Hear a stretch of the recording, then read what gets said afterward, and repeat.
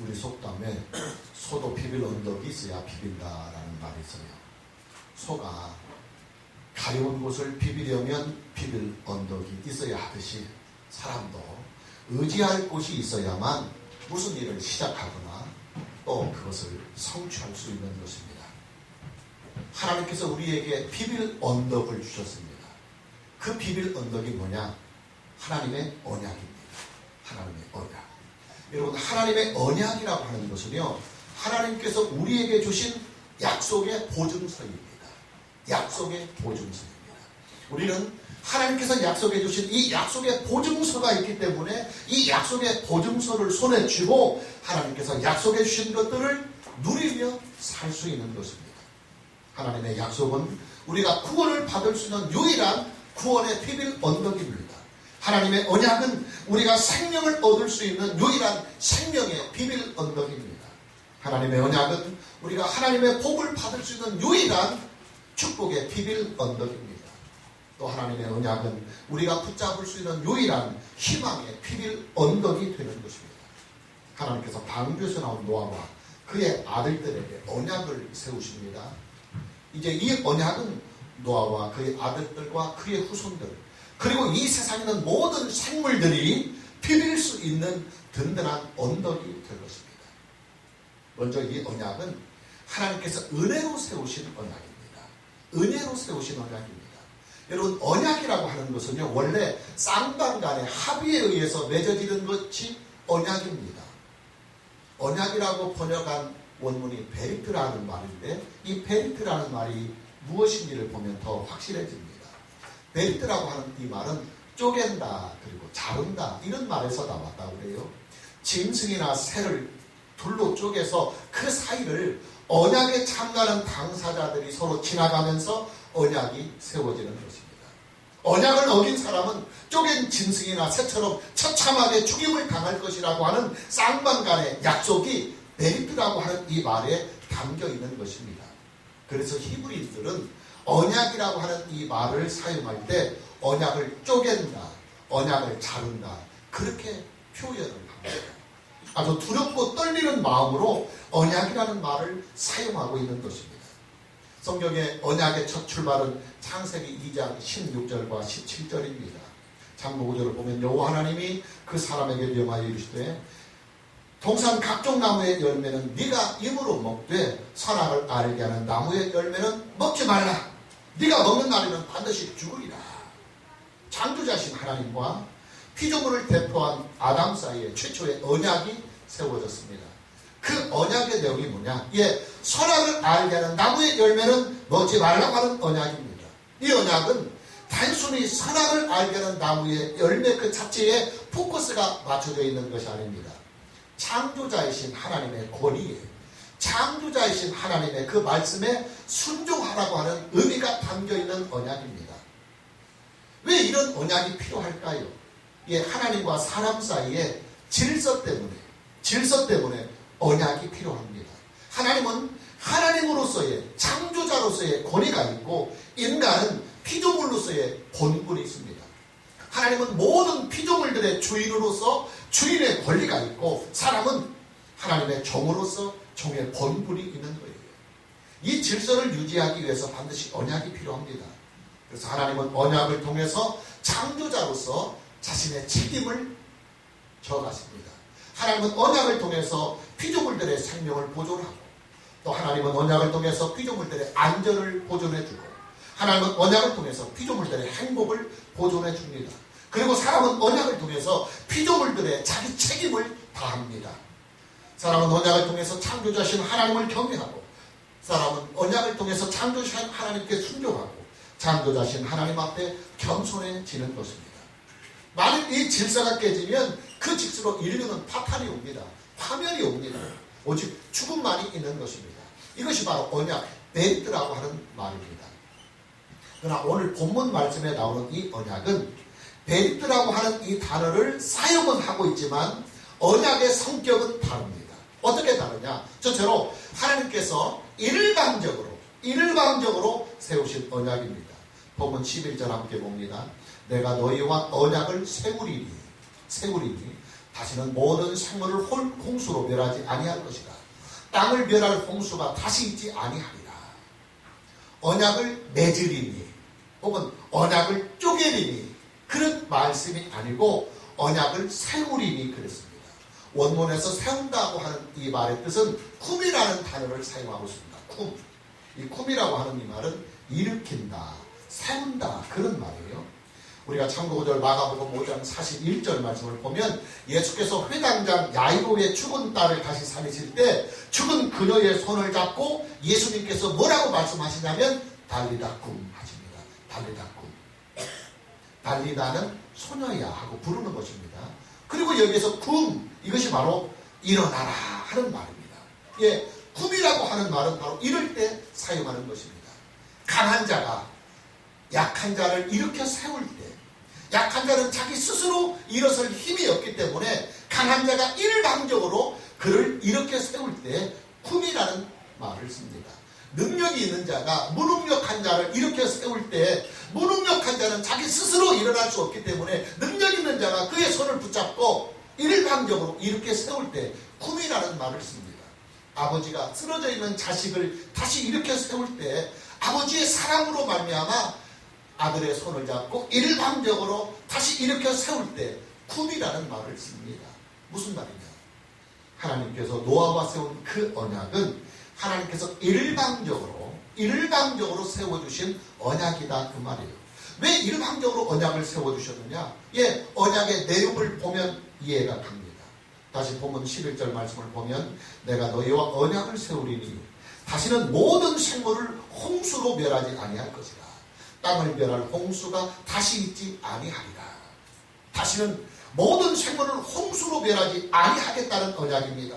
땅을 멸할 홍수가 다시는 있지 아니하겠다고 하는 언약입니다. 여러분 이 언약은요 사람의 생존을 위한 언약입니다. 만일 이 언약이 깨지거나 지켜지지 않으면 사람의 생명과 사람의 생존은 보장받을 수 없습니다. 그런데 여러분 보십시오. 사람의 생존과 생명을 위한 이 언약이 무슨 조건을 붙여서 언약을 맺고 무슨 단서 조항을 통해서 언약을 맺는다고 한다면 이 언약이 어떻게 되겠어요? 예, 이 언약은 다시 깨질 수밖에 없어요. 왜 깨집니까? 사람의 타락한 본성은 언약을 지킬 수 없기 때문에 그래요. 여러분 그렇잖아요. 아담은요 죄를 전혀 알지 못하는 순종의 상태에서도 언약을 어기고 말았습니다. 그런데 노아와 그의 아들들과 그의 후손들 즉 인류는 이미 죄를 경험하고 타락한 본성을 가진 아담의 후손들입니다. 그러니 그런 타락한 본성을 가진 사람들이 타락하지 않은 순종의 상태에서도 언약을 깨트렸는데 얼마나 언약을 깨트리겠어요? 충분히 이 언약은 다시 깨질 수밖에 없습니다. 그리고 그 언약이 깨지면 또다시 이 세상은 홍수로 인하여 심판을 받게 될 수밖에 없을 것입니다. 여러분 그것이 인간입니다. 인간은요 하나님의 언약을 지킬 만한 도덕성이 전혀 없습니다. 인간은 언약을 지킬 만한 진실성도 성실성도 인간에게는 없어요. 그러니 하나님께서 조건이나 단서 조항 없이 일방적으로 언약을 주시는 거예요. 세워주시는 거예요. 있는 모습 그대로를 다 품고 가시겠다고 하시는 하나님의 강력한 의지가 이 언약에는 나타나 있는 것입니다. 둘째, 이 언약은 하나님께서 스스로 자원해서 세우신 언약입니다. 본문 12절을 봅니다. 하나님이 이르시되 내가 나와 너희와 및 너희와 함께하는 모든 생물 사이에 대대로 영원히 세우는 언약의 증거는 이것이니라 그랬습니다. 12절 말씀을 다시 보면 영원히 세우는 언약이라는 말이 나옵니다. 여기에서도 언약을 세운다 하는 말이 다시 나옵니다. 근데 여러분 본문 12절에서 사용하고 있는 세운다 하는 이 말씀은 좀 전에 11절에서 보았던 세운다는 말 쿰이라는 말이 아니고 나탄이라는 말을 사용하고 있습니다. 똑같이 세운다는 말이지만 11절에서는 쿰이라는 말을 쓰고 12절에서는 똑같이 세운다는 말 속에서 나탄이라는 단어를 씁니다. 여러분 이 나탄이라는 이 말은 무엇을 거저준다, 무엇을 스스로 자진해서 준다 그런 뜻이에요. 하나님께서 스스로 자원해서 어떤 것을 주시거나 하나님께서 스스로 자원해서 어떤 것을 두실 때 성경은 나탄이라는 말을 사용합니다. 무슨 말이냐? 하나님께서 노아와 그의 아들들에게 세우신 이 언약은 하나님께서 스스로 자원해서 세우신 언약이다, 그 말이에요. 왜 하나님께서 스스로 자원을 해서 언약을 세우셨느냐? 예, 그것이 바로 하나님의 사랑입니다. 하나님의 긍휼입니다. 하나님은 우리에게 좋은 것을 주실 때 스스로 자원해서 주십니다. 하나님은 우리에게 유익한 것을 주실 때 하나님 스스로 자원해서 주십니다. 하나님은 우리에게 반드시 필요한 것이 있을 때 그것을 주실 때 스스로 자원해서 그 일을 행하십니다. 여러분, 타락한 아담과 그의 후손들에게요, 하나님이 여자의 후손을 통해서 그들을 구원하시겠다고 하는 언약을 주셨을 때, 여러분, 그 언약은요, 사람은 돌락을 해서 언약을 세운 것 아니에요. 하나님께서 그냥 일방적으로 스스로 자원해서 우리의 구원이 필요하기 때문에 하나님께서 자원해서 세우신 언약입니다. 하나님께서 독생자를 이 세상에 보내시고 그 독생자를 십자가에 매달아서 속죄의 제물이 되게 하신 이 일도요, 하나님 스스로가 기뻐서 자원해서 하신 일입니다. 우리가 원하여서 한 것 아닙니다. 왜 하나님께서 스스로 이런 일들을 자원을 하시느냐? 예, 하나님께서 우리를 사랑하시기 때문에 자원을 하시는 것입니다. 하나님 스스로가 자원해서 우리를 위하여 희생을 하십니다. 하나님 스스로가 기쁨으로 자원을 해서 우리에게 은혜를 베푸십니다. 하나님 스스로가 자원해서 기쁨을 가지고 우리에게 긍휼을 베푸십니다. 하나님 스스로가 기쁨을 가지고 스스로 자원해서 죄인을 구원하시는 것이 바로 하나님의 사랑이다, 그 말이에요. 셋째, 이 언약은 절대로 깨지지 않는 언약입니다.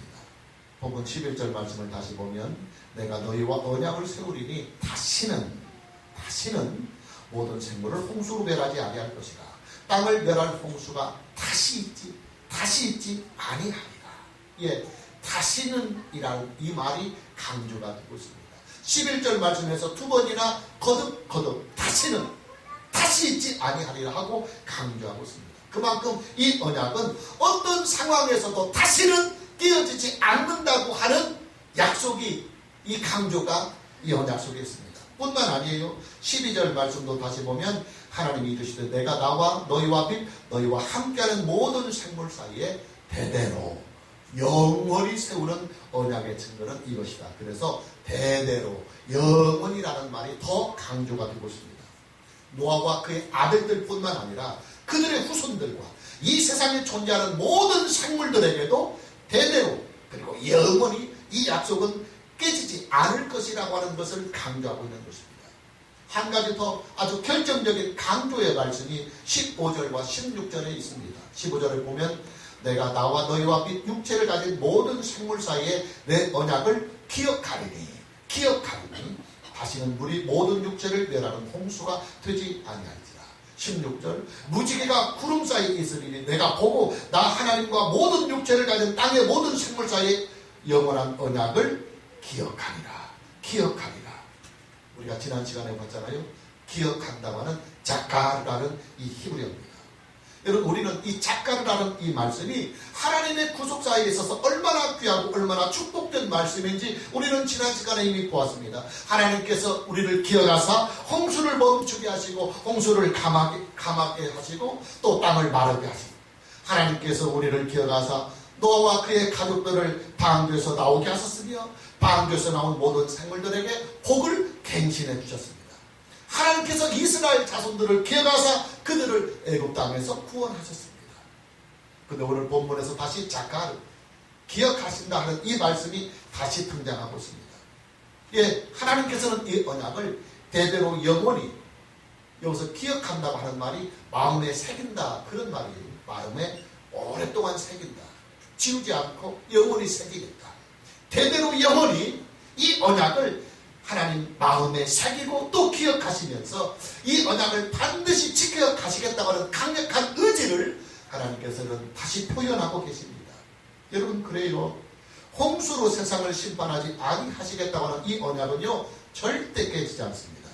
그리고 이 언약은 의인이나 악인에게도 공평하게 적용이 됩니다. 왜 그러느냐? 이 언약은 하나님께서 은혜로 주신 언약이기 때문에 그래요. 강자가 약자에게 주시는 은혜의 언약입니다. 의인이 죄인에게 주시는 은혜의 언약입니다. 왕이 자기 백성에게 주는 은혜의 언약입니다. 창조자가 피조물에게 주는 은혜의 언약입니다. 전능하신 하나님이 무력한 인생들에게 주시는 은혜의 언약이기 때문입니다. 여러분, 인간의 생존을 위한 언약은요, 하나님께서 은혜로 주신 언약이기 때문에 우리의 행위에 상관없이 깨지지 않는 언약입니다. 인류의 생존을 위한 하나님의 축복의 이 언약은 하나님께서 우리에게 일방적으로 기쁨으로 자원을 해서 우리에게 깨지지 않는 언약으로 주신 것이기 때문에 인류의 생존과 인류의 생명에 대한 이 언약은 어떤 경우든 깨지지 않아요. 우리가 창세기 9장 1절에 보면 하나님이 노아와 그 아들들에게 복을 주십니다. 그들에게 이르시되 생육하고 번성하여 땅에 충만하라 그랬습니다. 예, 인간의 생존과 인간의 번성과 인간의 생명에 대한 이 축복은 하나님께서 은혜로 주신 깨지지 않는 언약이요, 또 하나님께서 은혜로 주신 깨지지 않는 축복이다 그 말이에요. 그러니 여러분, 우리가 인생을 살다 보면 힘들고 어려운 일, 참 고달픈 일 많이 만나요. 그래도 우리가 아무리 최악의 상황에 처해지고 우리가 아무리 절망의 늪에 빠진다 할지라도 하나님은 우리의 생존을 이 언약을 통해서 지키시고 우리의 생명을 하나님은 이 언약을 통해서 지키십니다. 할렐루야. 이게 영원히 깨지지 않는 언약이에요. 그렇기 때문에 우리는 인생을 살면서 그 많은 고달픈 일이나 절망적인 상황이 나타났을 때 여러분 스스로가 여러분의 생명을 포기해서는 안 돼요. 그리고 여러분 스스로가 여러분의 인생을 자포자기해서는 안 됩니다. 왜냐하면 하나님은 반드시 생존과 생명에 대한 이 약속은 하나님께서 영원히 깨지지 않는 은혜로 주신 일방적이며 기쁨으로 주신 언약이기 때문에 하나님은 어떤 상황 속에서도 여러분을 지킬 것이고 여러분의 생존과 생명을 건지실 것입니다. 할렐루야. 그리고 여러분 스스로 여러분의 인생을 포기하거나 스스로 여러분의 생명을 포기해버리는 그런 어리석은 일들은 하지 말아야 합니다. 오늘 저와 여러분 모두에게 하나님께서 은혜로 주신 이 언약을 믿고 여러분의 생명과 여러분의 인생을 하나님께 맡기며 사는 은혜가 있기를 주님의 이름으로 축복합니다. 두 번째로 하나님께서 노아와 그의 아들들과 그의 후손들에게 세우신 이 언약은 국제법상으로는 불평등 조약이고 민법상으로 보면 불평등 계약입니다. 왜 불평등하느냐? 여러분 지금 이 언약은요, 하나님에게는 돌아오는 것이 아무것도 없고요, 사람에게만 일방적으로 유리한 언약입니다. 여러분 이 언약은요, 하나님은 무조건 베풀고 주시기만 하는 언약이고 사람은 무조건 받기만 하는 언약입니다. 하나님에게는 이득이 전혀 없어요. 사람에게만 무조건 이득이 되는 언약입니다. 사람에게만 일방적으로 유익이 되는 유리한 언약입니다. 그렇기 때문에 이 언약은 불평등 언약입니다. 여러분 보십시오. 하나님께서 이 언약을 통해서 얻는 것이 무엇입니까? 아무것도 없어요. 아무것도 없어요. 아니, 하나님은 오히려 이 언약을 세움을 통해서 이 언약을 지켜야만 하는 책임감과 부담감만 하나님은 가지게 됩니다. 하나님은 이 언약으로 말미암아 언약을 지켜야 하는 의무를 스스로 짊어집니다. 하나님께 돌아오는 이득은 하나도 없고 책임만 다 떠안는 것이 바로 이 언약입니다. 그럼 여러분이 한번 판단해 보십시오. 이 언약이 얼마나 불평등한 언약인지 말입니다. 여러분, 계약이냐 언약이라고 하는 것은 서로 간에 쌍방간에 이득이 되고 쌍방간에 유리해야 됩니다. 이래야 이제 평등한 계약이 되는 거예요. 근데 한쪽에만 월등하게 유리하고 한쪽에는 불리하다. 이것은 불평등한 계약입니다. 그러나 하나님은 이 불평등한 언약을 스스로 자원하시고 그리고 일방적으로 세우십니다.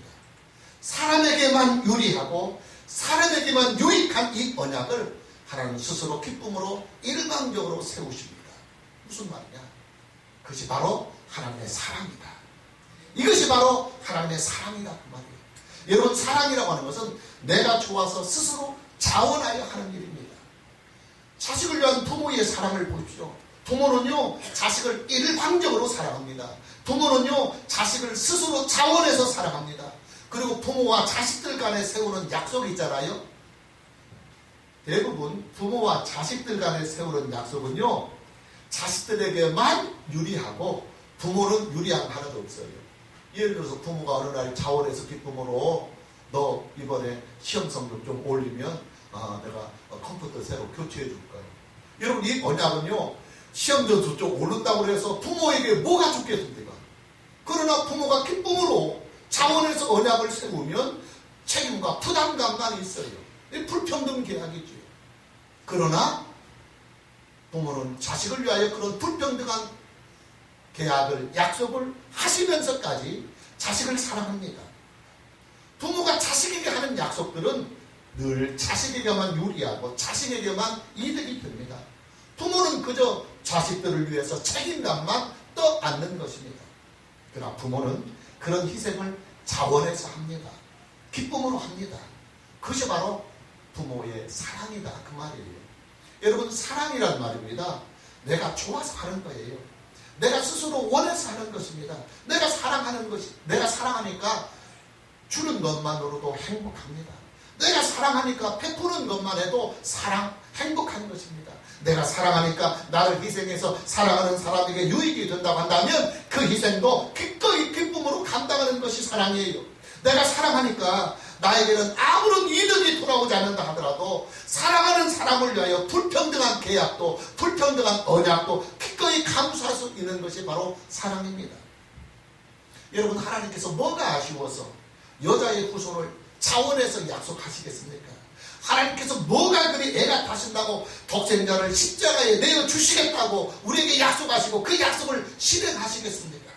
하나님께서 뭐가 그리 부족하다고 타락한 인생들을 보듬고 가시겠습니까? 예? 이유는 한 가지밖에 없어요. 우리를 사랑하니까. 우리를 사랑하니까. 하나님의 사랑이 하나님을 그렇게 하도록 강권하시는 거예요. 그래요, 여러분. 하나님께 이런 사랑이 있기 때문에 우리 인생에, 우리의 생명에 희망이 있는 거예요. 우리들 자신들을 보면 전혀 희망이 없지만 전능자이신 하나님, 창조자이신 하나님, 구원해 주신 하나님, 복의 근원이신 하나님이 나를 사랑하고 있다고 하는 이 사랑 때문에 우리의 인생은 희망이 있고 빛이 있고 힘이 있는 거예요. 할렐루야. 오늘 저와 여러분 모두에게 하나님의 사랑을 전적으로 믿고 의지하면서 하나님의 그 사랑 앞에서 여러분의 인생을 희망을 가지고 살아갈 수 있는 믿음이 있기를 주님의 이름으로 축복합니다. 우리는 연약하지만 내 힘으로는 앞날이 불투명하고 아무리 머리를 굴려봐도 5년 후, 10년 후, 20년 후, 30년 후가 답이 보이지 않고 빛이 보이지 않더라도 나를 사랑하사 스스로 언약을 세우시면서까지 나를 세우시기 원하고 그리고 내게 복을 주시기를 원하시는 우리 하나님 아버지께서 나를 사랑하고 있다고 하는 그 사랑의 자리가 여러분의 희망의 자리다, 그 말이에요. 할렐루야. 세 번째로 하나님의 언약은 우리가 하나님에게 비빌 수 있는 유일한 구원의 언덕입니다. 구원의 비밀 언덕입니다. 여러분, 하나님께서 우리와 언약을 한번 세우시잖아요. 그러면 그 다음부터 하나님은요, 하나님이 세우신 그 언약에 하나님 스스로가 묶여버리고 맙니다. 여러분, 언약이라고 하는 것은 그래요. 언약이 없을 때는 자유롭지만 언약이 한번 일단 세워지면 그 언약을 지켜야 하는 책임감이 있기 때문에 그 언약에 스스로 자기 자신은 묶여지고 마는 거예요. 하나님이 우리에게 이 언약을 세우심으로 인하여 하나님은 이제는 이 언약을 짊어지셔야만 합니다. 그리고 하나님은 이 언약에 대하여 자유할 수가 없어요. 하나님은 이 언약에 묶여 있을 수밖에 없어요. 하나님은 전능자이시지만 하나님은 모든 것을 초월하신 분이시지만 또 하나님은 그 어떤 것에도 묶일 수 없고 매일 수 없지만 우리를 사랑하셔서 우리를 구원하시고 우리를 더 세우시기 위하여 하나님 스스로가 우리에게 언약을 만드시고 그 언약 속에 자기 자신을 묶어버립니다. 자기 자신이 이 언약을 지켜야만 하는 그런 책임감을 가지고 하나님은 성실히 이 언약을 지켜가십니다. 반대로 그 언약을 통해서 하나님께 나아가는 우리들 자신들은 이 언약이 존재하는 한, 이 언약이 깨지지 않고 있는 한 언제든지 어떤 상황에서든지 누구든지 그 언약을 붙들고 언약의 내용을 보장받을 수 있는 거예요. 할렐루야. 그래서 이 언약이 비밀 언덕이다 그 말이요. 그러니 여러분, 하나님의 언약이 우리에게 있다고 하는 이 사실이 우리에게 얼마나 유리하고 또 유익한지 그리고 축복된지 우리는 알아야 합니다. 자, 하나님의 그 언약을 문서로 기록해서 우리에게 주신 성문화된 문서가 바로 성경입니다. 성경은 하나님의 언약을 기록해 놓은 성문서입니다. 하나님의 언약이 기록이 되지 않고 말로만 증거되면 시대에 따라서 변할 수 있고 사람이 그 언약을 옮기면서 잘못 전달될 수 있어요. 그래서 시대가 변화하고 영원히 하나님이 우리에게 주신 이 언약이 각 시대마다 1.1획도 틀리지 않고 변개되지 않도록 아예 성문화시켜서 책으로 만들어서 기록이 되어서 인류의 영원한 유산으로 주신 것이 바로 성경입니다. 그러니 여러분, 성경이 우리에게 있다고 하는 이 사실은요, 우리에게 얼마나 놀라운 은혜이고 얼마나 축복된 것인지 모릅니다. 다만 이 성경은 믿어야만 효력이 있습니다. 할렐루야. 그리고 순종을 해야만 이 성경은 효력이 있습니다. 오늘 저와 여러분 모두에게 성경을 믿고 성경에 순종하는 은혜가 있기를 주님의 이름으로 축복합니다. 자, 마지막으로 아주 중요한 문제 하나를 더 소개하고 마무리하려고 합니다. 언약 그 자체와 그 언약을 증표하는 증거하고 구분을 하라 그 말이에요. 여러분, 언약 그 자체는 언약의 내용을 말하는 것입니다. 언약의 내용이 효력이 있고 언약의 내용이 바로 본체입니다. 언약의 능력은 바로 언약의 내용, 언약의 본체에 있습니다. 그러나 언약의 증표, 언약의 증거라고 하는 것은 언약의 본체가 아니라 언약을 홍보하는 홍보물입니다. 따라서 언약의 증표에는 효력이 없어요. 홍보의 효과는 있지만 언약의 효력은 언약의 내용, 그 본체에 있는 것이지 그 본체를 홍보하는 증표에 있는 것, 표적에 있는 것이 아닙니다. 오늘 하나님은 노아와 그의 아들들에게 언약을 세우시면서 증표로, 증거로 무지개를 주셨습니다. 무지개는 언약의 증표이지 언약의 본체가 아닙니다. 본문 13절을 보면 내가 내 무지개를 구름 속에 두었나니 이것이 나와 세상 사이의 언약의 증거. 올바른 번역은 증표라고 번역하면 더 좋아요. 하나님은 무지개를 언약의 증거, 언약의 증표로 주셨습니다. 믿음이 부족한 인생들에게 언약에 대한 확실성을 주기 위하여 증표까지 곁들여서 표적을 주신 것입니다. 그래 여러분, 우리는 무지개를 믿어서는 안 돼요. 언약의 본체, 하나님의 말씀을 믿어야 되지 언약의 증표를 믿어서는 안 됩니다. 중요한 말입니다. 여러분, 십자가는 언약의 본체가 아니라 언약의 증표입니다. 십자가의 본체는 구속해 주신 예수 그리스도가 십자가의 본체입니다. 할렐루야. 십자가는 구속의 주 예수 그리스도를 홍보하는 증표일 뿐이에요. 따라서 우리의 믿음은 십자가를 믿는 신앙이 되어서는 안 돼요. 만일 우리의 믿음이 십자가 자체가 되어버리면 십자가는 우상이 되고 맙니다. 그래서 우리 교단에서 강단에 있는 십자가를, 나무 십자가를 철거하기로 한 거예요. 성도들의 신앙이 십자가 신앙이 되지 않고 그 십자가 안에 있는 언약의 본체를 믿게 하기 위하여 십자가를 철거한 거예요. 우리는 십자가 안에 담겨있는 하나님의 언약의 본체를 봐야 하고 그 언약의 본체를 믿어야 합니다. 그 언약의 본체가 뭡니까? 예, 하나님의 구속입니다. 하나님의 구속. 창세기 3장 15절 말씀의 성취. 여자의 후손인 예수 그리스도가 내 죄악을 대신해서 속죄의 제물이 되신 그 내용을 우리는 그 십자가를 통해서 찾아야 하고 만나야 하고 믿어야 하고 그리고 부딪혀야 합니다. 할렐루야. 결국 뭐냐? 우리가 하나님께 비빌 수 있는 유일한 언덕은 하나님이 우리에게 약속해 주신 약속의 보증서인 언약밖에 없다. 근데 그 언약이 뭐냐면 바로 예수 그리스도입니다. 할렐루야. 예수 그리스도만이 죄인인 우리가 타락한 우리에게, 심판과 멸망이 선고한 인생에게 유일히 구원을 위하여 비빌 수 있는 언덕이 되고, 하나님의 사랑을 얻고 은혜를 얻을 수 있는, 비빌 수 있는 언덕이 된다. 오늘 저와 여러분 모두에게 하나님의 구속의 언약이신 예수 그리스도를 평생 동안 진실하고 성실하게 믿는 은혜가 있기를 주님의 이름으로 축복합니다.